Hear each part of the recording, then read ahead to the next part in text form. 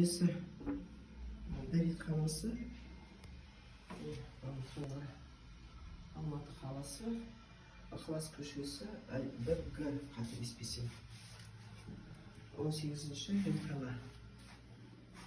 Тұрыңғы.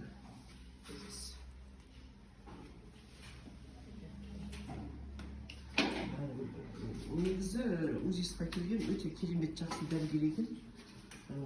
Айтылығы специалист широкого профиля деген сияқты. Бәрін қойып берді.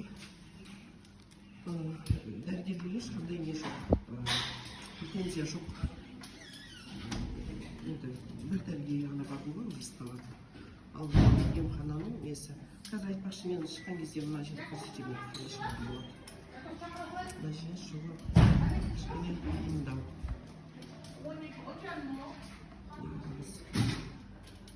Қыздар, мына жерде анау ақпараттарды іліп қойыпсыздар, бәрі қазақ тілінде болу керек.